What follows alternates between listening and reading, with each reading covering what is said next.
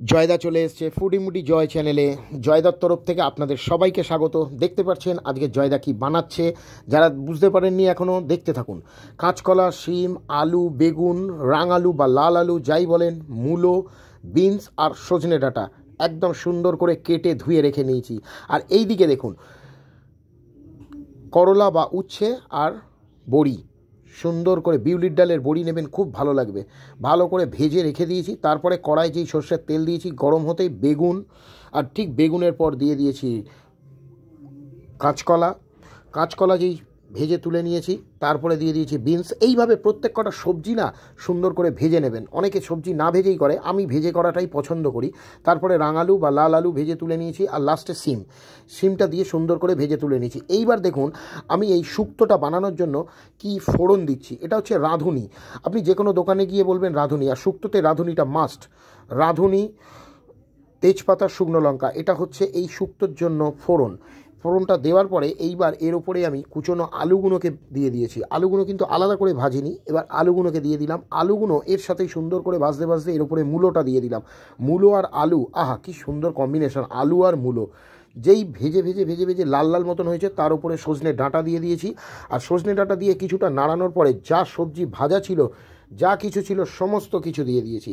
এইবারে এই সমস্ত সবজির সাথে যে ফোড়ন দেওয়া ছিল সেগুলো একসাথে সুন্দর করে নাড়তে লেগেছি। একদম সবার সাথে সবার মেলবন্ধন যেই তৈরি হয়ে গেছে, আলু, মূলো, বরবটি বা বিনস যাই বলেন, সবার সাথে যখন মেলবন্ধন তৈরি হয়ে গেছে, তারপরে দিয়ে দিলাম একটু আদা বাটা।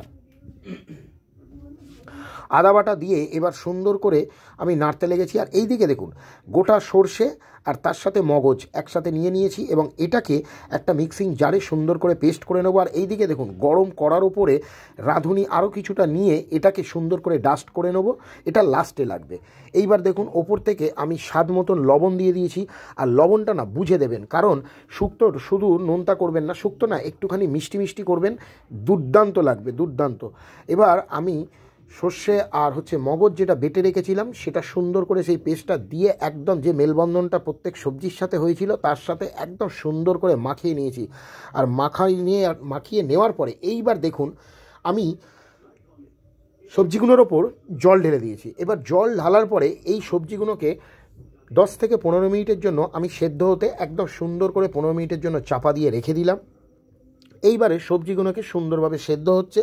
কিছুক্ষণ পরে যেই ঢাকনাটা খুললাম, দেখলাম সবজিগুলো দিকে আহা উফ, অসাধারণ একটা রাঁধুনি যে ফোড়ন দেওয়া হয়েছে, সমস্ত কিছুর একটা আলাদা সেন্ট বেরোচ্ছে। আরও সেন্ট তো বেরোবে, এখনও তো গন্ধ বাকি আছে গুরু। এইবারে দেখুন সুন্দর করে টকবগিয়ে ফুটে উঠেছে, আর আমার সবজিগুলো একেবারে সেদ্ধ হয়ে গেছে। তারপরে আমি চিনি দিয়ে দিলাম। চিনিটা না একটু ভালো করে দেবেন, বুঝে দেবেন, একটু দেখে নিয়ে দেবেন। আর এইটা দেখুন কাপের মধ্যে দুধ, এই শুক্তোতে কিন্তু দুধ অবশ্যই দেবেন। আমি একটা 10 টাকার যে আমুল স্প্রে প্যাকেট হয়, সেই 10 টাকার আমুল স্প্রে প্যাকেটে যতটা পরিমাণ দুধ থাকে সেটাতে গুলেই আমি কিন্তু এই শুক্তোতে দিয়েছি। আর তারপরে সুন্দর করে ওপর থেকে ঘি ছড়িয়ে দিয়েছি। শুক্তোর মধ্যে লাস্টে কিন্তু এই দুধ আর ঘি, আর এইটা দেখুন সেই যে রাঁধুনিটা গুঁড়ো করে রেখেছিলাম সুন্দর করে, সেই রাঁধুনি সুন্দর করে, এটাই হচ্ছে মেন এই শুক্তোর একটা আলাদা অনবদ্য টেস্ট এনে দেয়। এবার ওপর থেকে সুন্দর করে ছড়িয়ে নিয়ে আবার 10 মিনিটের জন্য চাপা দিয়ে একদম সুন্দর করে সবার সাথে সবার আরও সুন্দর করে বন্ধুত্ব তৈরি করে নিয়ে ফুটিয়ে নিয়ে নামিয়ে নিয়েছি। আপনারা বাড়িতে, আমি কথা দিচ্ছি, জয়দা যেরমভাবে দেখালো একবার ট্রাই করে দেখবেন। আমি বলছি আমার কমেন্টে কমেন্ট করবেন, জয়দা সত্যিই ভালো হয়েছে। যদি আমার রান্না ভালো লেগে থাকে চ্যানেলটাকে সাবস্ক্রাইব করতে ভুলবেন না।